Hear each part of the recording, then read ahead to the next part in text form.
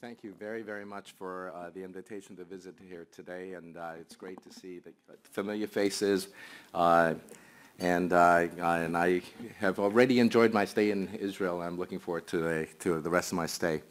I'm going to try not to interrupt your dinner very much, and I've removed every slide that has blood on it, okay?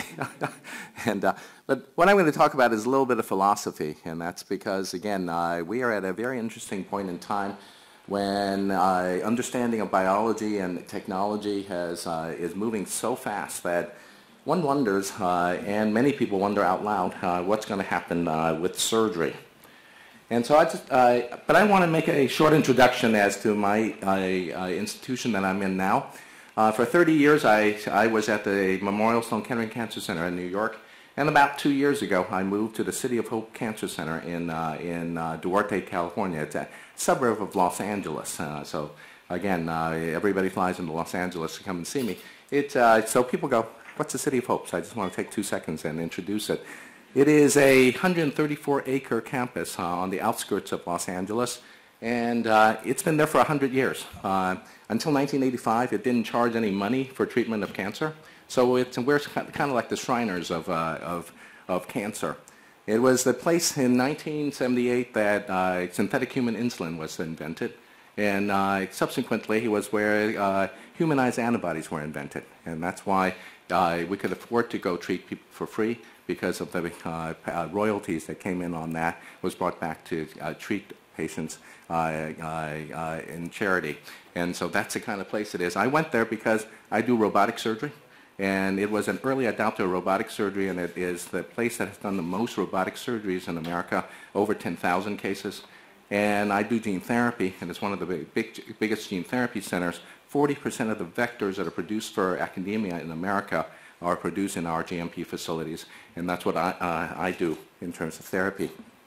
So I'm going to start here. That's because since I am a gene therapist, when I go travel the world, people go, you do surgery. Won't that be obsolete, since we now know all kinds of stuff about pathways of cellular pathways of disease, and now we have all these targeted therapies? What's actually going to happen?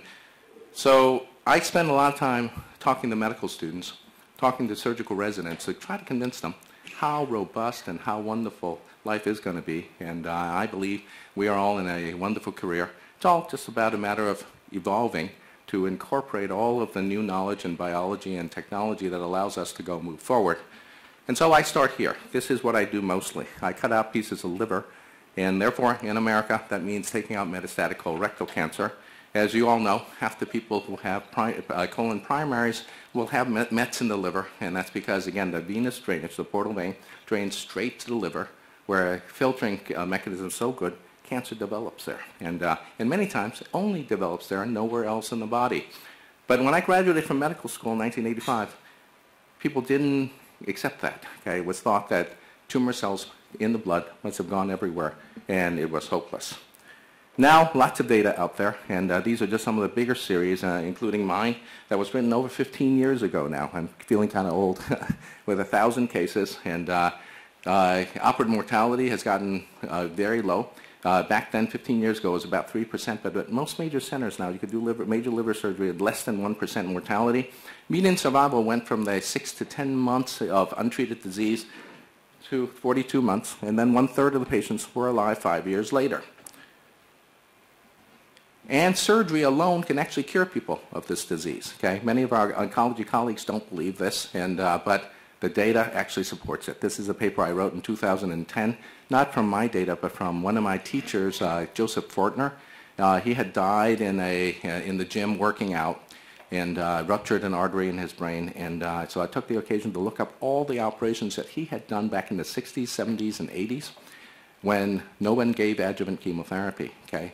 These are actual 25-year survival, not actuarial, and it's about 20%. Surgery alone can cure metastatic disease inside the liver. And then with a little bit of chemotherapy, whether it's 5-FU plus FUDR, suddenly the 5-year survival went to 57%, 10-year survival went to 43%. Okay? The data is very, very good, and these are patients with multiple bilateral liver tumors. Okay? So in a single academic lifetime, I saw the disease goes from, in the 1970s, no survival at 5 years, basically. And still, without surgery, almost no one still lives 5 years. And to 20-25% with surgery alone, with better and better and better chemotherapy. Now when somebody walks through the door to see me in the office, I can actually say to them, you have at least a 50% chance of being here 5 years from now, and about a 30-40% chance you will be cured from your disease. And it might actually be somebody like this, where there are hundreds of tumors inside the liver with the right two-thirds completely full and the left lateral segment with 10 to 15 tumors. Now with treatment, 15% are converted to downstage to resectable. This patient had a right trisect caudate resection and a wedge resection out of the other side. Without any more chemotherapy, 15 years later, the liver looks fine, okay? And so we can actually provide long-term survival for patients with a tremendous amount of disease. Now, with many of these diseases where we're doing better, such as in melanoma, where by giving BRAF inhibitors for those that have the V600 BRAF mutation, we can now downstage patients, okay? And now, year, 2 years, 3 years later, they're only the dominant lesions that we can see. Now, surgeons are now asked more and more to go and cytoreduce in that setting, okay? And taking somebody who actually had lots of disease, now, 2 years later, with encompassable disease, I do not believe for a moment that the surgery by itself would be curative in patients like this, but as an adjuvant to the effective biologic therapies to prevent resistant clones from taking over makes a huge amount of sense. That's also why we're doing many, many more liver resections now for breast cancer, okay? And I would predict that as our biologic therapies get better, we're going to be doing much more work, not less work. But that work will be different, and that's because here's a patient with a perforation from avastin. Didn't see that before we had anti-EGF inhibitors, okay? Here's a patient with perforation of the stomach from Gleevec, okay? Didn't see that, and a bleed from these tumors that were treated. So suddenly our surgical therapies changed, our palliation changed, our ability to cure changed. And so as our understanding of disease gets better and our agents get better for systemic therapy, the surgeon's role has changed, but it's gotten bigger and gotten more important, okay? That's because now it improves patient selection for resection. We can actually have molecular predictors of outcome now. Improves adjuvant, with improved adjuvant therapies after potentially curative resections, we're going to do much better for the patients. We're going to be able to downstage patients with advanced malignancies to surgically resectable, so operating at stage 4 is no longer a no-no, and allows removal of organs at risk in patients who are predispositioned for cancer. And that is kind of amazing to me. In 1980, if you had said someone should have a prophylactic Whipple for IPMN, unheard of. Now it's routine in most hospitals. And so what I say to the residents is this: as you think about cancer, there are really 6 stages. Okay, predisposition, pre-malignant, stage 1, 2, 3, and 4. Surgeons usually live at stage 1, 2, and 3 for cure, and stage 3 and 4 as palliation. As we have better downstaging and better adjuvant therapy, we're now living at stage 4 for cure, and we're doing much more palliation. And as we understand the predisposition of pre-malignant transformations better, we're now asked to do surgery, major surgery, in patients who actually don't even have cancer yet. So the role of the surgeon is actually bigger and bigger. And so kind of cool time to be a surgeon. And so that's what I try to convince the young people. But in order to take advantage of all the technology that's going on, there should be a bigger and bigger push for less and less invasive. So I'm going to talk a lot more about this on Friday when I'm going to give a talk on minimal invasive liver surgery. Okay, and so again, I invite you to the talk Friday morning. But when I started doing MIS surgery, that means laparoscopic liver surgery, about 15, 20 years ago, I got called into 2 senior people's office to ask why I was taking more time, making it more dangerous, and these were all the reasons that I was given not to do it. Today I'm only going to talk about robotics and touch upon it just briefly, okay? And that's because the robot came about 2003, okay? And the first description of a robotic liver operation was 2006 by Miroslav Riska from Serbia. He's a friend, and he did an amazing operation back then, and he published it. But this that you see on the screen, I did this in 2003. Never published it, never even thought about publishing it because the instruments were crude and the technology was not ready for prime time. And I thought all I would do was hurt patients by popularizing something that wasn't ready for prime time. If it was not an operation I could teach everyone to do, I didn't really care about it because if only a handful of people can do it, it is insignificant. Then, about 6 years ago, everything changed, okay? Suddenly we had dual consoles. This is a robot with 2 working stations. I can teach people and work with an assistant now at the console. The 3 working arms. We can reach in and do all kinds of stuff, many more instruments. And so then I believed it was real. And since every 5 years I go and say, in my fields, what is the most important? That's where I went. And this is 80% of what I do now clinically. After having done thousands of open liver operations, 80% of what I do now is robotic. And so take this patient, okay? This is a 50-year-old surgeon from Paris who caught hepatitis B in the operating room and then developed a hepatoma in the left liver. And you can see it right here on the left pedicle and needed a left hepatic lobectomy, called me in New York and said, can I come and have surgery with you? AFP was 657, so the diagnosis was absolute. I said, look, there are 20 liver surgeons in Paris who can do this for you for free. Why would you come to New York? He came anyway. So I took it out for him in about 2.5 hours. AFP returned to normal. Margin was negative. This was 5 years ago. He's doing fine. And he had a 36-hour hospital stay because he was paying out of pocket. And then a week later, he was staying with friends and wanted to help shovel snow, and he called me and said, can I shovel snow? Okay, so for this man, no doubt, this is the right thing to do. And so I'm going to talk a lot more about it on Friday. Now, most of what I do goes home on the same day, okay, or the next day. I am doing outpatient liver surgery. That's because if you choose the right cases and you do the right operation, blood loss should be minimal and patients should go home very shortly, okay? And they go home not because I make them go home. They go home because they are very functional. This is a Fitbit. My patients wear it for a week before surgery and for 3 weeks after. We actually have a grant to go study using it as a surrogate for patient-reported symptomatology and for outcomes. And this is a patient that was going about 7,000 steps for surgery, dipped for 2 days, and then within 3 to 4 days, came back to 7,000 steps, okay? And now we're tracking sleep. We're tracking this as a way that we can actually tell that we should see the patient back sooner or know that they're doing okay at home. Many more robotic cases coming up, companies with machines coming up.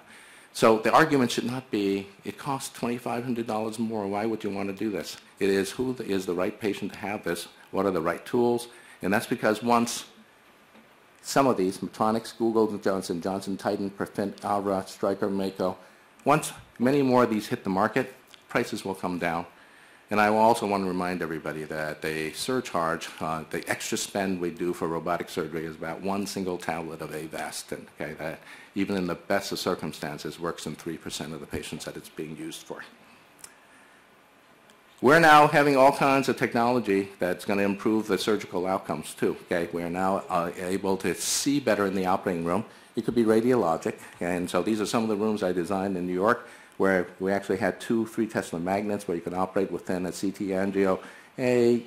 Now there are even portable C-arms, flat panel C-arms, that will give a virtual CT image in the operating room. And so trauma surgeons are already picking this up. Okay? So many of the trauma cases in advanced trauma centers now are done in smart rooms where they could do angiography while they're operating, and I think that I would predict in the next 5 years a lot more of this will happen in surgical oncology. We're also going to see, not just in white light, okay?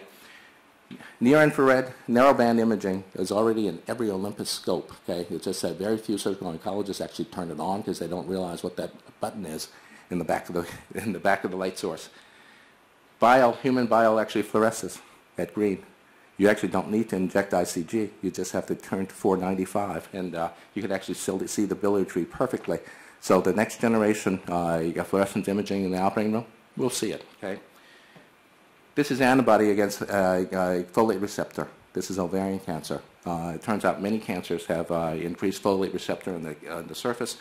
Certainly anything that we can go look at the surface, so PSMA, CEA, any of these can actually be imaged in the operating room if we can make the agents cheap enough to make sense for delivery.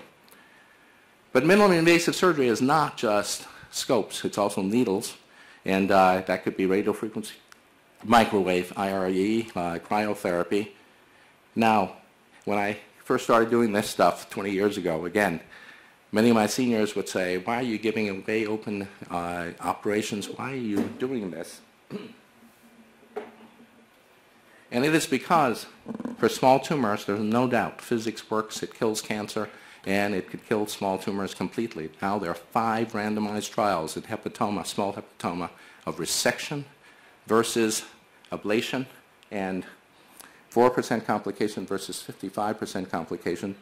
These are all, 3 of them were done by surgeons, okay? And the 4-year survival, exactly the same. If I see a patient with a 1 to 2 centimeter tumor deep in the right lobe of the liver, particularly if the patient has any cirrhosis, that patient's going to get an ablation. That's because that's the right thing to do. And this is a paper we put in the British Journal in 2014 of 416 ablations in using the 2.45 gigahertz microwave system. Centimeter or smaller, 98% durable at 4 years. We're curing people with ablation, thank you. And for 1 to 3 centimeter tumors, over 85% durable at 4 years, okay? So this is real technology.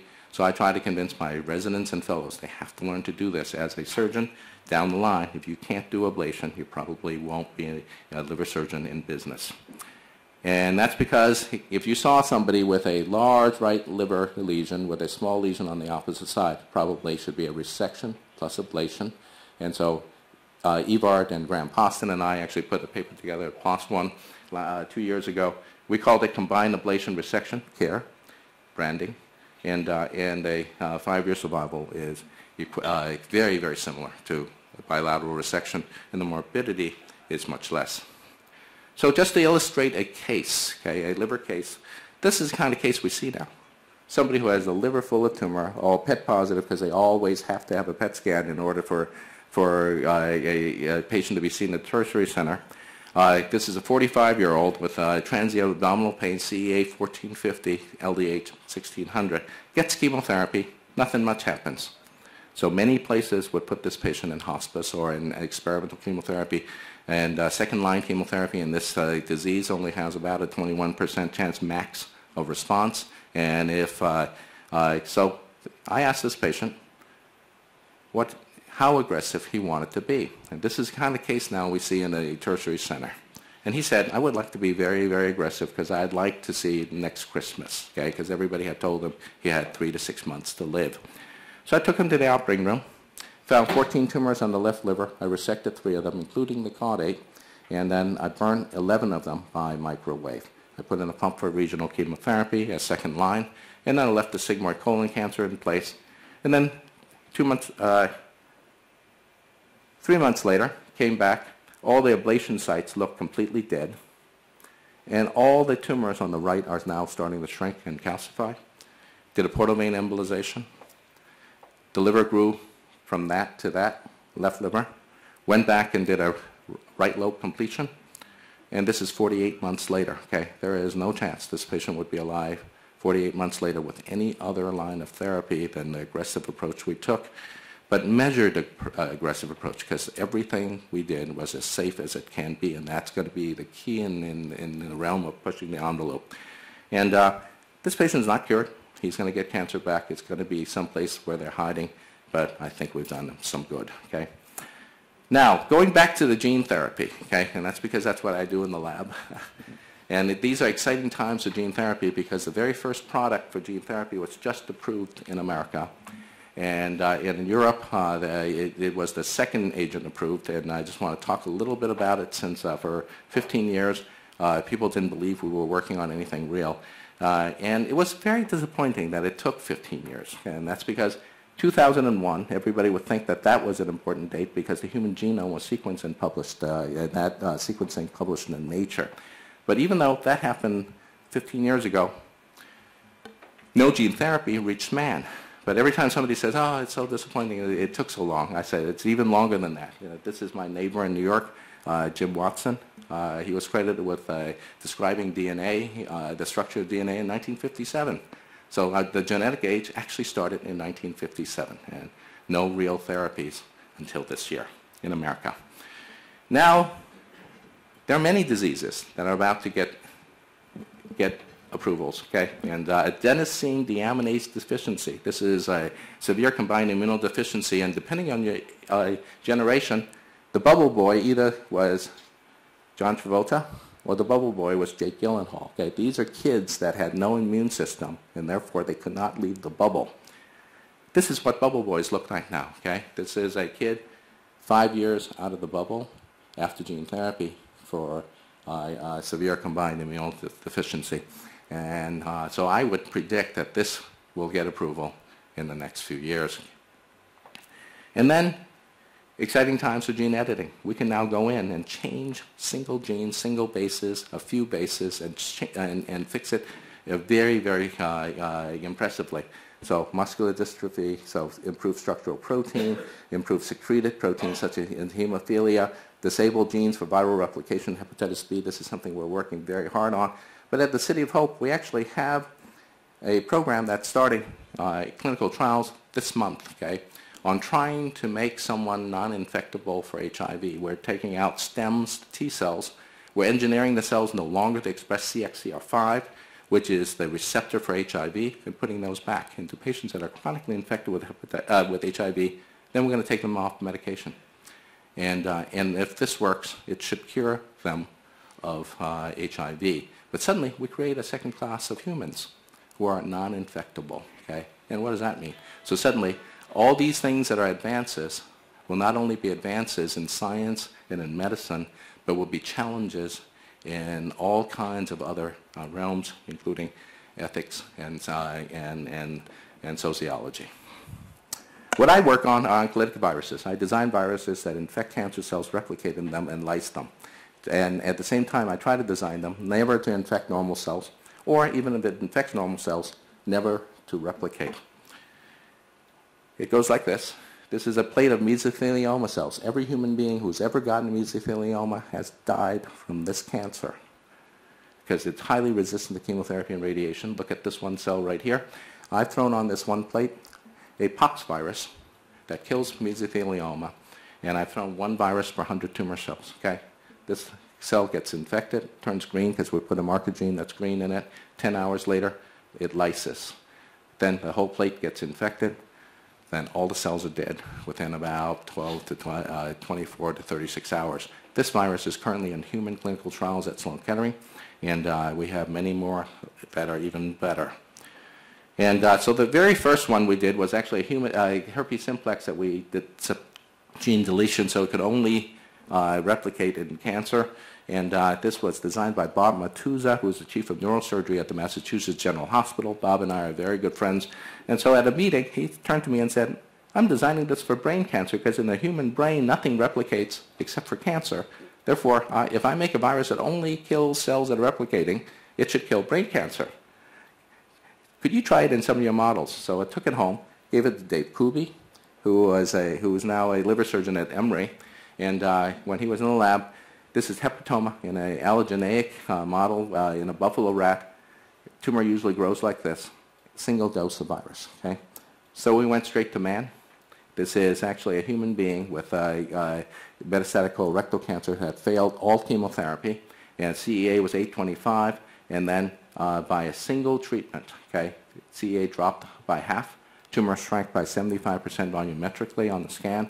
This patient went on to live 4.5 years, responding to no other therapy, and we can actually prove virus infects. But again, this virus, promising, but got stuck in IP hell. No one could agree who actually owned it, and therefore it got stuck in phase 2 and never went to phase 3. Very sad. This is apox virus, vaccinia, that, again, even in patients who are immune, okay, and meaning that we could prove T cell to B cell immunity, you could actually inject it, and you can see the tumor shrink. And you can see melanoma shrink.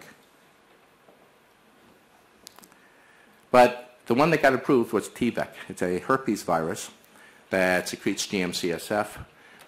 It therefore tries to not only lyse tumor cells locally, but it tries to stimulate immunity and specific immunity for that cancer cell by recruiting dendritic cells to the local area. And we first tried it in pancreatic cancer, but again, for various trials reasons, it just was too hard to do. But Amgen took it to melanoma, stage 3, 3B, 3C, and 4, 430 patients randomized phase 3 trial, and great outcome. That's why in October it was the very first gene therapy approved in the United States.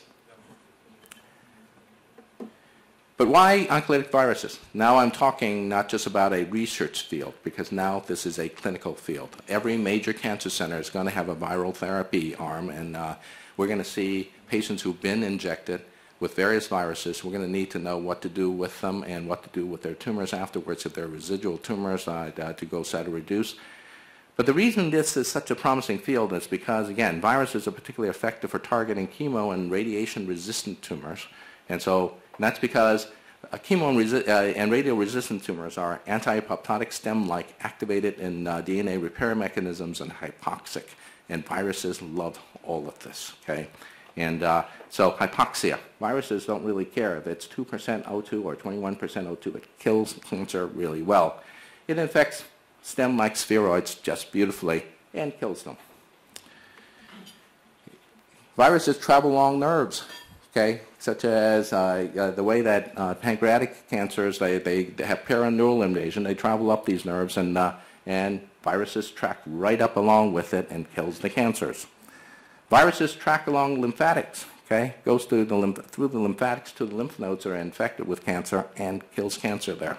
And therefore, it's kind of cool that we are now going to have a class of agents that will help us as surgeons, and that's because, again, surgeons are folks that work on local disease. Here's a virus that works on regional disease, and the two usually work well together. We could also arm them with immunologic agents. They could be cytokines, they could be checkpoint inhibitors, it could be anti-angiogenics, it could be prodrugs, it could be cytotoxics, it could be pro-differentiation factors. And so my favorite is HNIS. This is human sodium iodine symporter. This is what the protein in our thyroid cells that bring iodine into the cell to make thyroid hormone.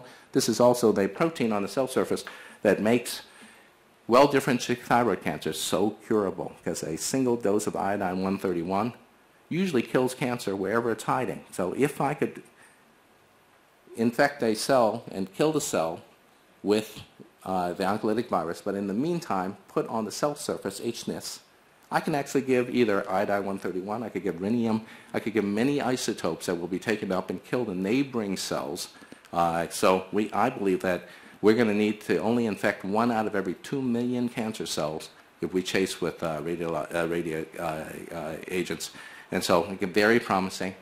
Main disease I'm chasing right now is triple-negative breast cancer. Okay, that's because no good therapies. And this is a model where we clearly can show that the combination of virus plus iodine-131 cures many of the animals that have triple-negative breast cancer. And so a bunch of trials we're going to start at City of Hope, but there are going to be many, many viral trials that are going to happen around the country and around the world. And so what I say is that surgery is well and alive. It's just that as technology changes, whether it is technology in the engineering arena, or whether it is biologic arena, we just need to understand it, participate in it, use it, and then we got to go teach it. And this is just a small plug. I edited a journal called Molecular Therapy Oncolytics, and anything that is a molecular targeted, we'd like to see it if you guys are working on it. Thank you very much.